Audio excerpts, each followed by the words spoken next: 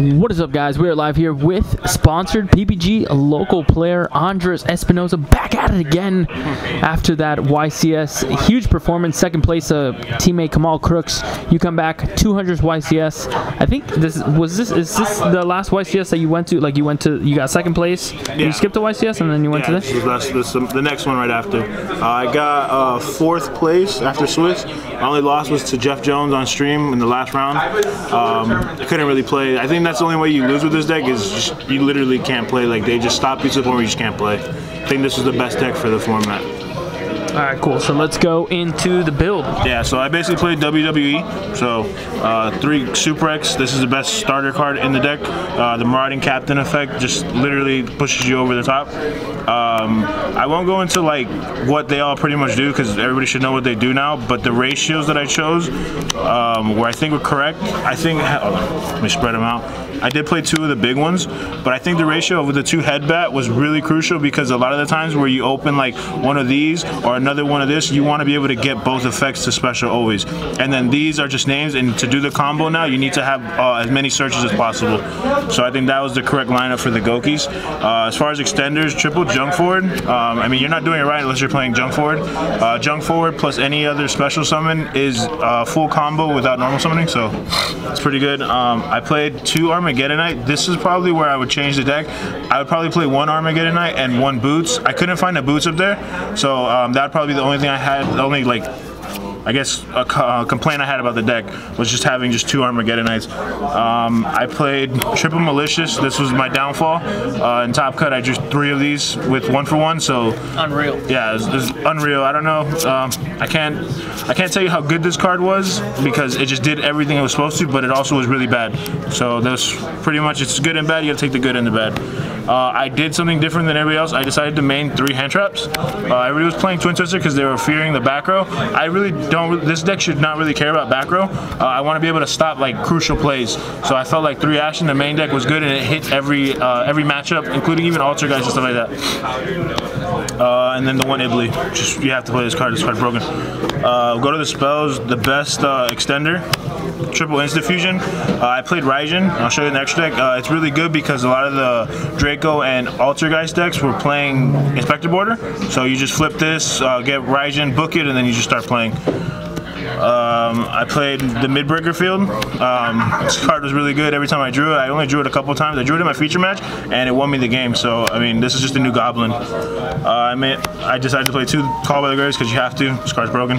Stops hand traps. 2 rematches. A lot of people were cutting it to 1, but this card helps you grind, and it's a really good search. And then just having 2 monsters on your board is really good. The Eclipse I played were the Sword and the Living Fossil. I like this overall. The other ones just because it's a Monster Reborn. Is that Andrew Ferdella? Yeah, pretty much, yeah. Shonen Jump champion. And then this deck basically plays all the broken 1-ofs. Rhoda, 1-for-1, Monster Reborn, Soul Charge, and then Foolish. Just the most broken 1-ofs in the game.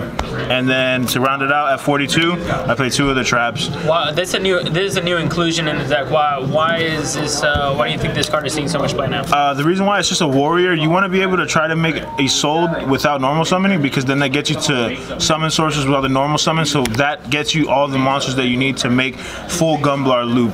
So like you're ending they're starting with 2 cards, but technically they're starting with 1 because they have to play around the Tri-Gate. So what does that card do? Just special? Yeah, you just basically set it and then you flip it and then it reveals the special summon. So if you go, it plays along with Junk Forward. It plays along with all the other cards. Like before Hunter Jones, you couldn't have a monster on the board, so this card helps you like extend like that. And then also too, it helps you trigger the Gumblar. Let's say you can't get another monster on board, you could just set it normally and then just special summon it on their turn and trigger your Gumblar. So this card did really good. I didn't want to play 3 because I didn't want to see it because it's only once per turn, and it can't activate if there's another trap in the graveyard. So that's the only reason why I decided to play 2. But it performed well. I drew it almost every time I had it. I'll go straight into the extra deck. Tokens, my family, and then field center. Your boss monster pretty much is what the deck revolves around is he sold. I only played 1 because I didn't want to lose to cherries, but this card's really good. I mean, I think if you want to like ban a card, it'd probably be this one because this gets you summon sources for free. I played Raijin. This is basically your Book of Moon, so this helps you out the Inspector Border and like just nonsense cards. the one link Karibo. I decided to play 2 mermaids. Shout outs to Andy Garcia. He showed me the combo with the double mermaid. I was gonna play underclock, but this was a lot easier to do, and it puts more pressure because there's no monster in the game that you're gonna be able to normal summon or tribute over for Ibli that's gonna have more than 2,000 attack to beat over any of your monsters. I played 2 Phoenix, and then I decided to play 2 Cerberus too. So I went 2 on each of the, I guess, really good Nightmare monsters. Your ending board should always end with this instead of this. I don't know why people were doing it opposite, because, like I said, they can't beat over anything. They will kill you with Afterburner. So the Link Bridge was Proxy Dragon. It's just 2 regular monsters. I mean, people were playing like Ib, but like if you end with like Malicious Ibli, you can't really do anything because you can't make it. It has to be 2 different types. So that's why I played Proxy. I played 1 Unicorn. It's good to spin shit back and or spin stuff back. I'm sorry. And then it helps you bridge. If you end on this, it helps you draw too. But I don't ever end on it. Another ban-worthy card, Summon Sorceress. This card, I don't understand why you make a card like this. That's how you get Malicious for free. So yeah, the boy Tri-Gate Wizard. People, I think Jeff Jones didn't know it either. This card can negate effects too, so I don't know if you guys didn't know that or not. So you could do card activation or effect. Firewall, and then basically just, if you can make this card, even if like through draw unlock or something like that, just start ripping cards out of your opponent's hand. This is how you steals games. I don't know how you can leave a card like this that just, you don't want hand control, but you leave this card live, so that's kind of weird. You go into the side deck. I basically sided only to go second. I think my deck going first was perfect. In the side deck, I decided to play Triple Ogre. This is really good against the Mirror. If they don't open the mid-breaker field, then like it could help out against True Draco, but I never sided this in. It just sat there because I only played 1 mirror match. I played Triple Reaper, also for the mirror match. I have no other targets for any other deck, just strictly for the mirror match, because I personally felt like Gouki was the best deck. Against all the decks that everybody was playing, I decided to play Triple Twin Twister because this is generically good against everything. Just pitch 1 card, pop 2. I also played Hey Trunade. This is a lot. This is actually for the Sky Striker mirror or Sky Striker matchup because it just puts all their cards up. And then people don't know also, if you set off a Moltro, this banishes them too, so they don't get to get them back to hand. And then I decided to play Triple Red Reboot for like the random Trick Stars, Floodgate decks. So you flip this and you just kill them through everything. And then yeah, that was pretty much the deck. I think it performed as good as it's supposed to, and I have no complaints. The only thing, like I said, I would change is change one of the Armageddon Knights for the Puss in Boots. Going back to the event, you said that you were pretty much at table 1 for most of the day. What was your ending record? And after the first round, which was 9 rounds, I was X01. I only tied in the last round, which I probably could have won because he kind of stole the game a little bit by just Widow anchoring my Gumblar and attacking over one of my monsters. So that's how I basically stole the game. And then after in the second day, I played Max Reynolds. I beat him. I played the guy who got top 4 with all 2 guys. I beat him also, and then I lost on live stream to Jeff Jones. After Swiss, I was 10-1-1. Really good record. Finished 4th overall. I had no complaints about the deck.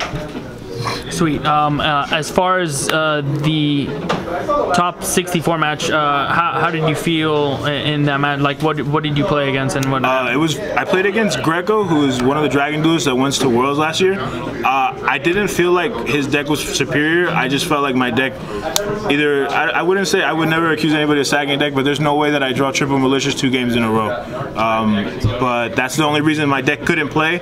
So that was the only reason. That's the only bad thing about that. Our top 64. I didn't misplay all day. The deck just outperformed everything, and a lot of people were scared to play it because of, like, not knowing the combos. So that the deck is still as good as it, I guess, as good as it was before the ban list. So you still going into it, even though Sky Striker outnumbered Gouki, you still believe that Gouki is the call for this format, despite BA winning some events, getting close to winning the European event, and then Sky Striker taking the American. I'm gonna be honest with you. I watched the finals and I thought it was complete BS. I thought both players shouldn't have been there. No offense to Manav, I think he's a great player, but I didn't. His opponent scooped when he didn't have game, so I don't know. I was really upset about the whole like situation of the top. And as far as Europe, they don't have Summon Sorceress, so it's not as prevalent Gouki. But if you look at it, out of the 2,700 people, I think there was 78 Goukis, and still 15% of top cut was Gouki. So it had a very, very small showing, but they still made a lot in top cut, which is exactly what happened in our YCS as well. You know, we had a very, very little showing. There was only a handful of Florida players playing it and like 2 or 3 from out of state. So, I mean, you had a lot of people enter the top 64 with Gouki, and it made the finals too. So I think the deck is still as broken as ever. Having cards that are able to like replace themselves, that makes in itself the best. I feel like that makes the best deck, because they can just keep link spamming and link climbing. So, and having a boss monster like Gumblar and Isolde, those 2 cards, like I don't think you can beat that. Awesome. Well, thank you so much for your invite. Your insight on the event. You did a fantastic performance once again, coming off a 2nd place YCS, then skipping out a few events, and then coming to your next one, top 64ing with a strong record. Obviously, getting stopped really early in top 64, unfortunately, because of some circumstances. But you still did fantastic. Great deck. We're probably going to see a resurgence in Gouki. Probably we'll see maybe Sky Striker still be overrepresented, even though Gouki might be the play. Sky Striker, obviously a little bit more linear of a deck, so maybe a little bit easier and more comfortable for people going into a format with. But interesting to see how this format is going to shape up. Thanks again for your deck profile and your insight, and we will see you at the next YCS. Yeah, thanks guys. Shout out to Ultra Pro and Pro Play Games, best sponsors. And like I said, shout out to everybody in Florida, Kamal, everyone at PPG, Ruben for showing me the combos in the beginning. YuGiOh for topping. Oof. YuGiOh for topping, top 64, that's that boy. And then shout out Andres for winning. Oof. Yeah, Andres Torres, yeah, YCS 200, and then shout out to Shaheen also. I don't know if most people know Shaheen is a local player also. He got top 32. No one really noticed he got top 32, but those guys, Andy, Chris, and Shaheen, they stayed with me the entire hotel and showed me the entire Gouki combo at 4 o'clock the day before the event. So yeah, I learned the combo the same day. Florida strong. Yeah. Thanks again, man. Thanks, guys. See you.